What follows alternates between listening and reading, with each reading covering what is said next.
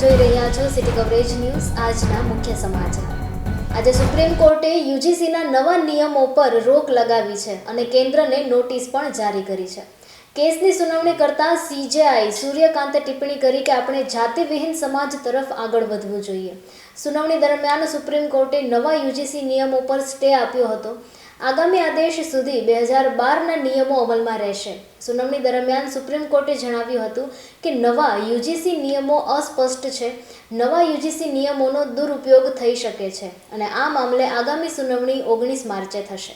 Put a stay on the UGC. Yeah, today the Honorable Supreme Court heard our writ petition challenging the UGC regulations which have been enacted recently. The Honorable Supreme Court has stayed the UGC regulations and has kept them in abeyance.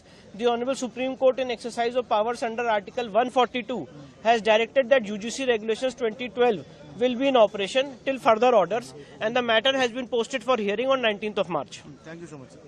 જૂનાગઢના બાયોલોજિસ્ટની આગોતરા જામીન અરજી નામંજૂર કરાઈ। 1.74 કરોડના આવક કરતાં વધુ મિલકતના કેસમાં જૂનાગઢ મહાનગરપાલિકાના બાયોલોજિસ્ટની આગોતરા જામીનની અરજી નામંજૂર કરવામાં આવી છે।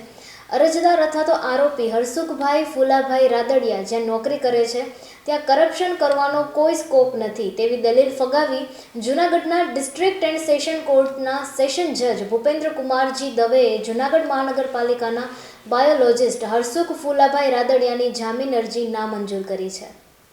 ભવનાથ ખાતે મહાશિવરાત્રિનો મેળો યોજવાનો છે ત્યારે આ મેળામાં ટ્રાફિકની સમસ્યા ન સર્જાય, કોઈ અડચણ ન થાય તે માટે ડિમોલિશનની કામગીરી કરવામાં આવી રહી છે। દરમિયાન ભવનાથના સુદર્શન તળાવ પાસે આવેલ શિવગીરી ગુરુ જયાદેવગીરી દ્વારા પણ ગેરકાયદેસર રીતે દબાણ કરવામાં આવ્યું હતું, જેથી એસડીએમ ચરણસિંહ ગોહિલે પોલીસ કાફલાને સાથે રાખીને ડિમોલિશન હાથ ધર્યું હતું। ડિમોલિશન દરમિયાન સ્થળ પરથી 60 જેટલા હથિયારો મળી આવ્યા હતા। ત્યારે આ મુદ્દાને લઈને પોલીસ દ્વારા શિવગીરી ગુરુ જયાદેવગીરીને તડીપાર કરવાની તજવીજ હાથ ધરવામાં આવી છે। જી સર।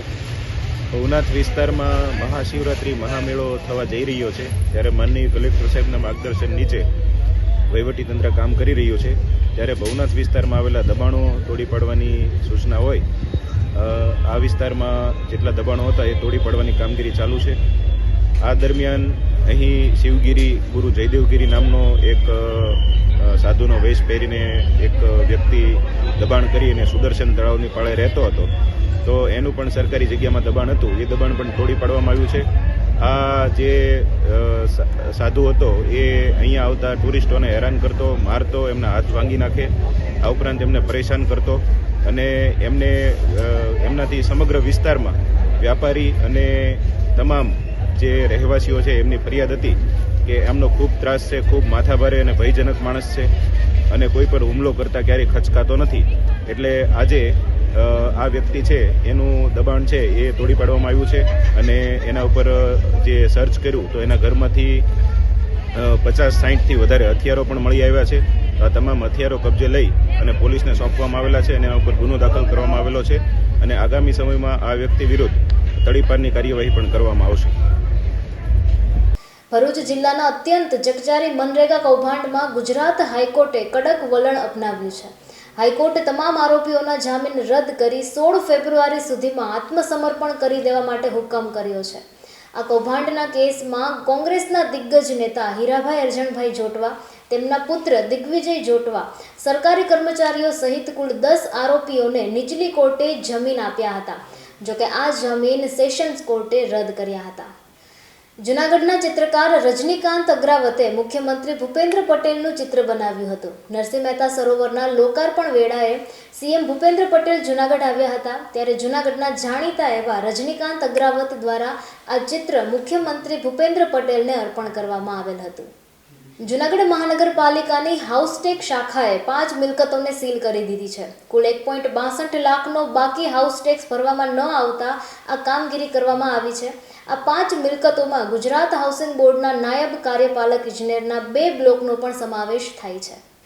જૂનાગઢ શિક્ષણ અને તાલીમ ભવન ખાતે 27 અને 28 જાન્યુઆરી 2026ના જૂનાગઢ જિલ્લા કક્ષાનો એજ્યુકેશનલ ઇનોવેશન ફેર યોજાયો હતો, જેમાં ભવનાથ પ્રાથમિક શાળામાં શિક્ષક તરીકે ફરજ બજાવતા નીરવભાઈ વજુભાઈ હિરપરાનું ઇનોવેટિવ શિક્ષક તરીકે સન્માન કરવામાં આવ્યું છે। જૂનાગઢના શ્રી સ્વામિનારાયણ ગુરુકુળ વિદ્યાલયને જિલ્લા કક્ષાએ શ્રેષ્ઠ શાળાનો એવોર્ડ એનાયત કરવામાં આવ્યો છે. શ્રી સ્વામિનારાયણ ગુરુકુળ વિદ્યાલય દ્વારા છેલ્લા 65 વર્ષથી અવિરતપણે વિદ્યા, સદવિદ્યા, બ્રહ્મ વિદ્યાના માધ્યમથી જીવનના ઘડતરના પાઠ શીખવવામાં આવી રહ્યા છે, જેને કારણે સમાજને સેંકડો સદાચાર અને ચારિત્રશીલ શ્રેષ્ઠ નાગરિકોની ભેટ મળી છે. જૂનાગઢ શહેરની પ્રતિષ્ઠિત શૈક્ષણિક સંસ્થા SSS DIIT ગુરુકુળ કોલેજ દ્વારા રેડ એન્ડ વ્હાઇટના સહયોગથી 30 જાન્યુઆરી 2026ના એક વિશેષ Bollywood movie poster design seminar યોજાશે. સેમિનારનો સમય સવારે 8 થી સાંજના 4 વાગ્યા સુધીનો રાખવામાં આવ્યો છે. સિટી કવરેજ ન્યૂઝના ડેઇલી અપડેટ માટે અમારી ચેનલને લાઇક કરો, શેર કરો અને સબસ્ક્રાઇબ કરો. આવતીકાલે મળીશું ફરી નવા સમાચારો સાથે. City coverage news Junagadh.